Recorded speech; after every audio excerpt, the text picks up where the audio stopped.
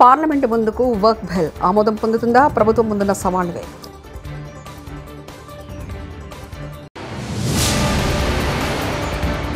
హెచ్యూ భూములపై రాజకీయ రగడ.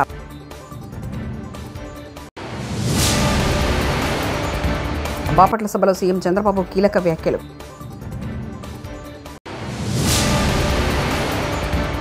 ఒక్క ఎంపీపీ ఎలక్షన్ కోసం తెలుగుదేశం దుర్మార్గంగా వ్యవహరిస్తుంది. తోపుదూర్తి ప్రకాష్ రెడ్డి.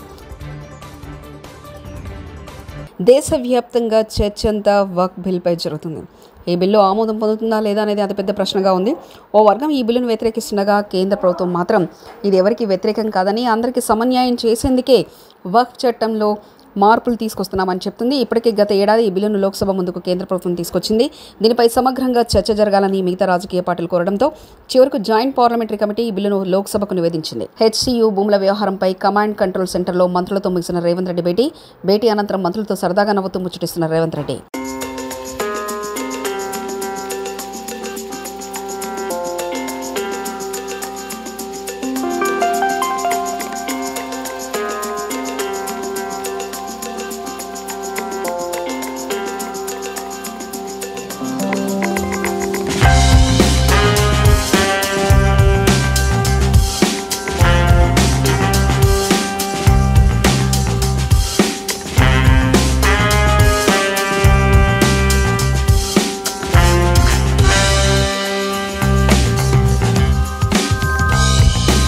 నిన్న జేసీబీల దౌర్జన్యానికి హెచ్టీయూలో నెమళ్లు జింకలు చనిపోయాయి. రేవంత్ రెడ్డికి రియల్ ఎస్టేట్ తప్ప ఏమీ చేత కాదు. రాహుల్ గాంధీకి ఈ భూములు అమ్మే కుట్రలో కమిషన్ లేకపోతే వెంటనే రేవంత్ రెడ్డి చేసే పనిని ఆపేయాలి, ఆదేశాలు ఇవ్వాలంటూ బీజేపీ ఎంపీ ధర్మపురి అరవింద్ వ్యాఖ్యానించారు. ఈయనకి అడ్మినిస్ట్రేషన్ సున్నా, ఈయనకి నాలెడ్జ్ సున్నా, ఈయన రియల్ ఎస్టేట్ తప్ప ఏది కూడా చేత కాదు ఈయనతోటి. ఈయన పెద్ద రియల్ ఎస్టేట్ ముఖ్యమంత్రి. ఈ డజంట్ నో ఎనీథింగ్. ఇలా రాహుల్ గాంధీకి చెప్తా ఉన్నా, నీకు కమిషన్ లేకపోతే ఇది అమ్ముకుని 40,000 కోట్లు ఏదైతే వస్తాయో అందులో నీకు పర్సంటేజ్ లేకపోతే నువ్వు ఇమీడియట్గా రేవంత్ రెడ్డిని ఆపమను. రోహిత్ వేముల చనిపోయినప్పుడు నువ్వు వచ్చి ఏం వాగ్దానం చేసినావు హెచ్సీయూ స్టూడెంట్స్కి? ఏం వాగ్దానం చేసినావు? ఇవాళ నీ కమిషన్ల కోసం, నీ పర్సంటేజ్ల కోసం రేవంత్ రెడ్డి ఏ ప్యాకేజీకి అయితే ముఖ్యమంత్రి పదవి ఇచ్చినావో దాని పైసల కోసం రియల్ ఎస్టేట్ వ్యాపారంలో భాగస్వామ్యమే రాహుల్ గాంధీ. నువ్వు అనుకుంటే నీ ముఖ్యమంత్రి, నీ పార్టీ ముఖ్యమంత్రి ఆపి నిన్న జింకలు చచ్చిపోయినాయి, నిన్న అనేక పీకాక్స్ చచ్చిపోయినాయి. కొత్తగొల్లపాలెం టీడీపీకి కంచుకోట అని ముఖ్యమంత్రి చంద్రబాబు నాయుడు అన్నారు. బాపట్ల జిల్లాలో పర్యటించిన సీఎం చినగంజాం మండలం కొత్తగొల్లపాలెంలో పెన్షన్ల పంపిణీ చేశారు. లబ్ధిదారుల ఇళ్లకు వెళ్లి పెన్షన్లు అందించిన ముఖ్యమంత్రి లబ్ధిదారుల సమస్యలు అడిగి తెలుసుకున్నారు. అనంతరం కొత్తగొల్లపాలెం ప్రజావేదిక సభలో చంద్రబాబు మాట్లాడుతూ ప్రజలే ముందు, ఆ తర్వాత మిగతా పనులంటూ స్పష్టం చేశారు. గతంలో బటన్ నొక్కామని చెప్పాం, ఈ బటన్లు అన్ని నా పెన్షన్తో సమానం. ప్రజాసేవల పేరుతో పెన్షన్లు ఇచ్చే కార్యక్రమం చేపట్టా. ముందు నుంచి నడిపించాలనే క్షేత్రస్థాయిలో పనిచేస్తున్నా. పెన్షన్లు ఇచ్చేటప్పుడు గౌరవంగా ఇవ్వాలి. ధనిక రాష్ట్రమైన తెలంగాణలో ఏపీ కంటే తక్కువ పెన్షన్ అని చెప్పుకొచ్చారు. 4 మంది ఉన్నారు. నేను మిగలబెట్టుకోవాలని 76 కోట్లు మిగులుతుంది నెలకి. కాదు, పేదవాడికి అండగా ఉండాలని అదనంగా 76 కోట్ల రూపాయలు నెలకు మీకు ఇస్తున్నానంటే అది పేదవాళ్ల పట్ల అభిమానం. ఇంకో పక్కన మీరు చూస్తే 3 నెలలు తీసుకుని 16,000 ఉన్నారు, వాడుకో 14 కోట్లు ఇస్తున్నాం. వీళ్లు కాకుండా భార్య భర్త ఉంటారు, భర్తకు పింఛన్ వస్తుంది, భార్యకు రావడం లేదు. భర్త చనిపోతే పింఛన్ ఇవ్వకుండా పోతే అనాథయ్యే పరిస్థితి వస్తుంది. భర్త చనిపోయిన వెంటనే భార్యకు పింఛన్ ఇచ్చే విధానానికి శ్రీకారం చుట్టామని చెప్పి కూడా నేను మీకు తెలియజేస్తున్నాను. ఆటోమేటిక్ గా ఇస్తున్నాం. రెండోది మీరు ఒక్కసారి గుర్తుపెట్టుకోవాల్సింది, ఈ రోజు పింఛన్లు మీ ఇంటికి పంపిస్తున్నాను. 7 గంటలకే పంపిస్తున్నాం. మళ్ళీ టెక్నాలజీలో అనుసంధానం చేస్తున్నాను. ఎక్కడిచ్చాడో కంట్రోల్ రూమ్ నుంచి మీ ఇంటి దగ్గర ఇచ్చాడా, పక్కనిచ్చాడా, లేకుంటే ఎక్కడన్నా వాళ్ళ ఆఫీసు పిలిపిచ్చాడా, మొత్తం సమీక్ష చేస్తున్నా. మళ్ళా మీకు ఒక మెసేజ్ పంపిస్తున్నా, పింఛన్ ఇచ్చినప్పుడు డబ్బులు ఏమన్నా తీసుకున్నారా అని కూడా అడుగుతున్నా. మిమ్మల్ని ఇబ్బంది పెట్టారని అడుగుతున్నా. మర్యాదగా మాట్లాడారని అడుగుతున్నా. అంటే ఉద్దేశం ఏంటి? పింఛన్ ఇవ్వడం అనేది తీసుకోవడం మీ హక్కు. ఇచ్చే వాళ్ళకు కూడా జీతం ఇస్తున్నాం. ఇచ్చేటప్పుడు గౌరవంగా ఇవ్వాలని ఎప్పటికప్పుడు పర్యవేక్షిస్తున్నాం. నేను ఒక మాటలో చెప్పాలంటే అందరినీ అభినందిస్తున్నా. తొలి రోజే 98% పింఛన్లు ఇచ్చేస్తున్నారు. మా అధికార యంత్రాంగం పోటీ పడిస్తున్నారు. ఇప్పుడు దానికి అందరినీ అభినందిస్తున్నా. శభాష్, మీరు పేదల సేవలో బ్రహ్మాండంగా పనిచేస్తున్నారు. దానికి మనస్ఫూర్తిగా అభినందనలు. మీకు అందరికి కూడా పింఛన్లు వస్తున్నాయని నమ్మకం ఉంటే గట్టిగా చప్పట్లు కూడా చెప్పండి, లేకుంటే అవసరం లేదు. ఇది అధికార యంత్రాంగం గుర్తుపెట్టుకోవాలి. ఈ నమ్మకాన్ని మీరు కాపాడుకోవాలి. అప్పుడే మనందరికీ న్యాయం జరుగుతుంది, మన జీవితాలకు ఒక మీనింగ్ ఉంటుందని చెప్పి కూడా మీకు తెలియజేస్తున్నా. ఒక ఎంపీపీ ఎలక్షన్ కోసం తెలుగుదేశం దుర్మార్గంగా వ్యవహరిస్తుంది. పోలీసులు నాకు రక్షణ కనిపించలేమని సిగ్గు లేకుండా చెప్తున్నారు. పరిటాల సునీత బంధువులు పదే పదే దాడులు చేస్తున్నారు. ఈ ప్రభుత్వంలో బీసీలకు రక్షణ ఎక్కడుందంటూ తోపుదూర్తి ప్రకాష్ రెడ్డి మాజీ ఎమ్మెల్యే వ్యాఖ్యానించారు. కుటుంబం చెప్తాన్న పేర్లు, దాడి చేసిన వాళ్ళ పేర్లు ఆదర్శ్, రమేష్, మనోజు, సురేష్, నరసింహ, నవకాంత్. మరి మీరు వీళ్ళు 6 పేర్లు ఇస్తే మా కళ్ళ ముందర వచ్చి మా నాయన్ని కొట్టి చంపినారన్న అని ఆ పిల్లోడు 6 పేర్లు ఇస్తే 2 పేర్లతో ఎఫ్ఐఆర్ మీరు నమోదు చేస్తున్నారు. మరి మీ మీద ఎట్లా నమ్ముతాం, ఎట్లా నమ్మకాలు పెట్టుకుంటాం? ఈ రాష్ట్రంలో ఒక రాజ్యాంగం ఉందనేది ఎట్లా నమ్ముతారు? ప్రజలకు నమ్మకం కల్పించండి. మీరు ఇంతమంది పోలీసులను పెట్టి మమ్మల్ని అడ్డగించేదానికి, మమ్మల్ని అరెస్ట్ చేసేదానికి, పోనీ నేరస్తుల్ని కాపాడేదానికి ఉపయోగిస్తున్నారే. 10 మంది పోలీసులు గొడవ జరిగిన గ్రామాల్లో వెళ్ళిన సందర్భాలు ఉన్నాయా? మాకు మెన్ లేదు. నన్నే ఎన్ఎస్ గేట్ దాటి రామగిరి మండలంలోకి వెళ్ళనీయకుండా పలుమార్లు మీరు అడ్డుకున్నారే. 2 రోజుల ముందు మీకు చెప్పాలనా? అదేనా మీరు చెప్తున్నటువంటి చట్టం? నన్నే ఎన్ఎస్ గేట్ దాటి రామగిరి మండలంలోకి రానివ్వలే. 2014-19లో కూడా ఇదే పని చేశారు. రామగిరి మండలంలోకి మీరు వెళ్ళకూడదు, మేము రక్షణ కల్పించలేం. ఇదే ఎస్ఐ సుధాకర్ యాదవ్ సిగ్గు లేకుండా డిఎస్పీ సమక్షంలో, ఇతర సిఐల సమక్షంలో చెప్తా ఉన్నాడు. 15 రోజుల కింద రామగిరి మండలంలోకి నేను వెళ్తా ఉంటే నన్ను ఆపి అడ్డుకొని నన్ను ప్రివెంటివ్ మెజర్స్ కింద అరెస్ట్ చేసి మా ఇంటి దగ్గర తీసుకొచ్చి వదిలిపెట్టారు. చెప్తా ఉన్నాడు మేము రక్షణ కల్పించలేము. అయ్యా మీ దగ్గర అందరి దగ్గర తుపాకులు ఉన్నాయి, మాకు గన్మెన్లు ఉన్నారు, మరి ఇంతమంది ఉన్నారు, మీరు ఇంతమంది అధికారులు పోయి 10 నిమిషాలు దేవుని గుడిలో గుడి ఓపెనింగ్ ఉందో టెంకాయ కొట్టుకొని వద్దాం అంటే కూడా మాతో కాదు, ఈ తుపాకులతో అక్కడ ఏమి చేయలేమంటే మరి ఏం మరఫిరంగులు ఉన్నాయా, లేకపోతే వాళ్ళ దగ్గర ఏం ఆయుధాలు ఉన్నాయి, ఏం జరుగుతుంది రామగిరి మండలంలో? మీరే ఎస్హెచ్ఓ, రక్షణ కల్పించాల్సిన బాధ్యత మీదే, మీరే ఇలా అంటే ఎలాగని నేను మాట్లాడాను. దాన్ని వక్రీకరించారు, కులాలకు అన్వయించారు. మరి ఈరోజు చనిపోయినటువంటి కురుబ కులస్తుడు సుధాకర్ యాదవ్ నిర్లక్ష్యం వల్ల కాదా, సుధాకర్ యాదవ్ ప్రోత్సాహం వల్ల కాదా ఈ హత్య జరిగింది? మరి ఎక్కడ బీసీలకు మీరు రక్షణ కల్పించారు? ఈ ఒక్క నెలలోనే సిద్ధరాంపురంలో పరిటాల సునీత బంధువుల దాడిలో గాయపడినటువంటి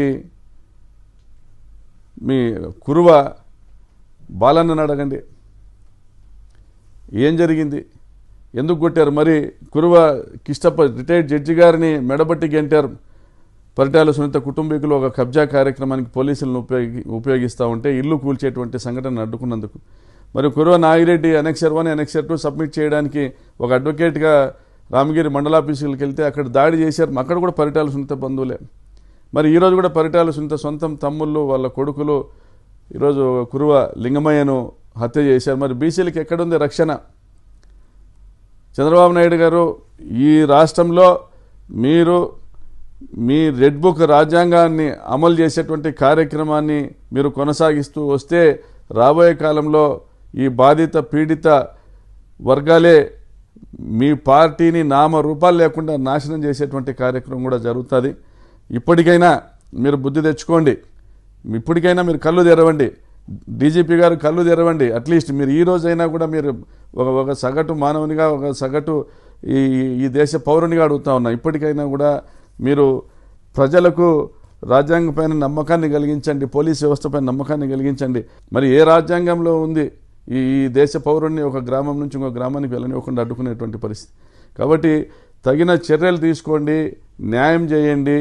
మేము చేశాం, మా బాధ్యతను, మా డ్యూటీస్ని మేము డెలివర్ చేశామని మీరు అనిపించుకొని ఇంకా కాకి పైన ఎంతో కొంత ఉన్న గౌరవాన్ని కాపాడుకోవాల్సిందిగా విజ్ఞప్తి చేస్తాను. 10 ఏళ్ల టీఆర్ఎస్ పోరాటం వల్ల ఈ భూమి హెచ్యూకి వచ్చింది. బీజేపీ ఎంపీ ఈటెల రాజేందర్ ఆనాడు కేసు గెలిచినప్పటికి కూడా, ఆనాడు సుప్రీంకోర్టులో కేసు గెలిచింది కూడా ఇది విశ్వవిద్యాలయానికి సంబంధించిన భూమి, పర్యావరణం దెబ్బతినే ఆస్కారం ఉంది. ఇంతకుముందు మామూలు చెప్పినట్టుగా 700 పైచిలకు స్పీసీస్ అలా జీవనం కొనసాగిస్తూ ఉన్నాయి.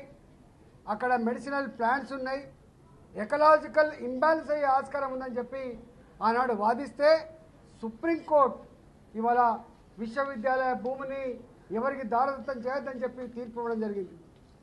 ఇవాళ రేవంత్ రెడ్డి సర్కార్ 400 ఎకరాలలో అక్కడున్న జింకలను చంపి అక్కడున్న నెమళ్ళను చంపి అక్కడున్న మెడిసినల్ ప్లాంట్స్ని కూడా పీకేసి ఇవాళ కాంక్రీట్ జంగల్ లాగా చేసే ప్రయత్నం చేస్తూ ఉంది.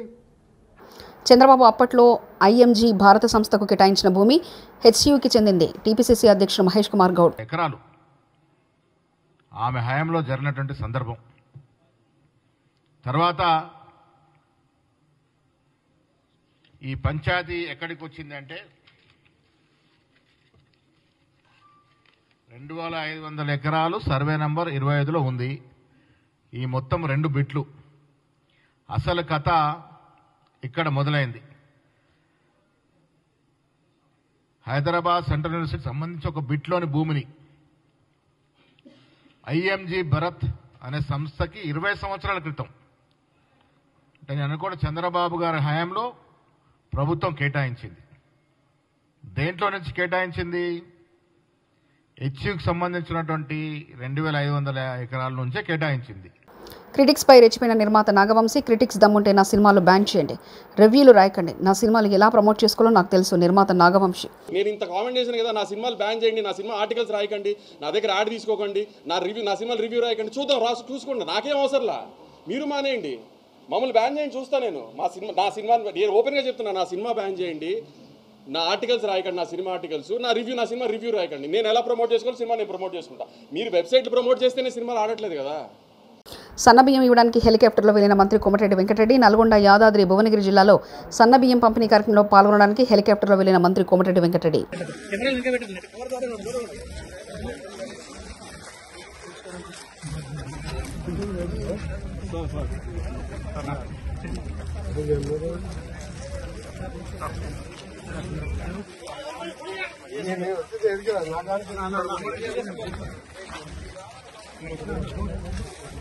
కేటీఆర్ ఇంటి వద్ద భారీగా పోలీసుల మోహరింపు. హెచ్సియులో విద్యార్థుల ఆందోళన నేపథ్యంలో వారికి మద్దతుగా వెళ్తారన్న అనుమానంతో కేటీఆర్ ఇంటి వద్ద భారీగా మోహరించిన పోలీసులు.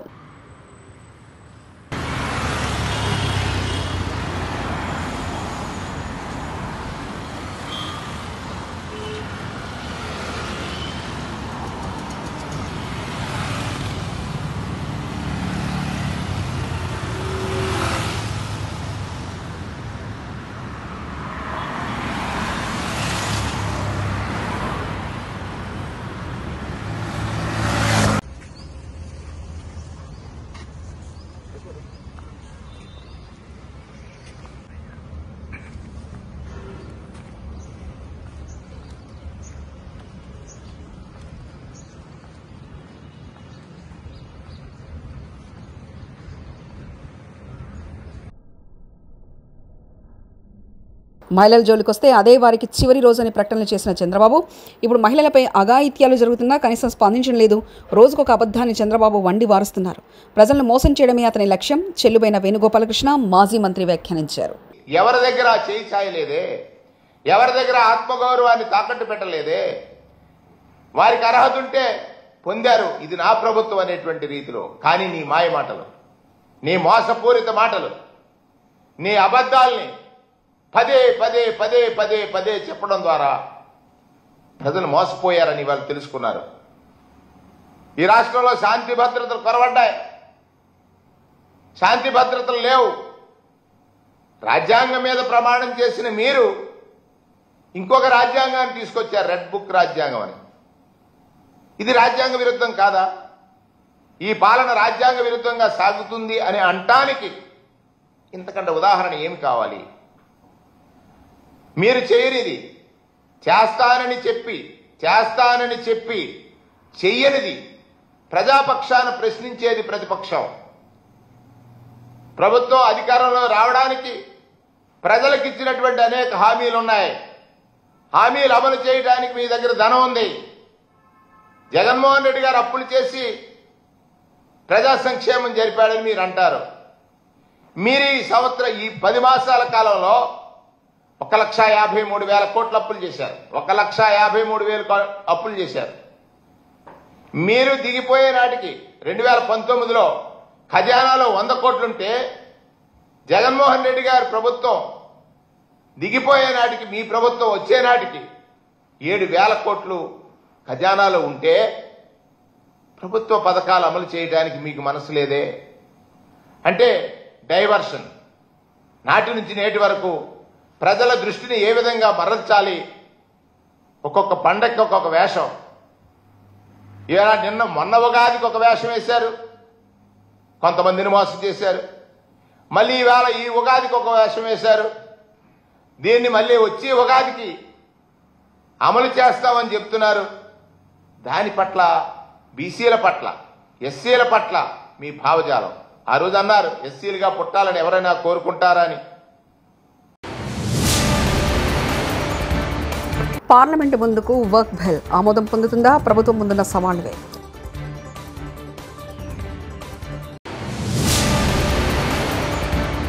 హెచ్యూ భూములపై రాజకీయ రగడ.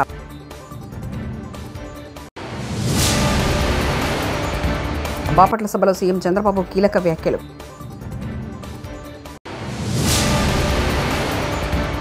ఒక్క ఎంపీపీ ఎలక్షన్ కోసం తెలుగుదేశం దుర్మార్గంగా వ్యవహరిస్తుంది. తోపుదుర్తి ప్రకాష్ రెడ్డి.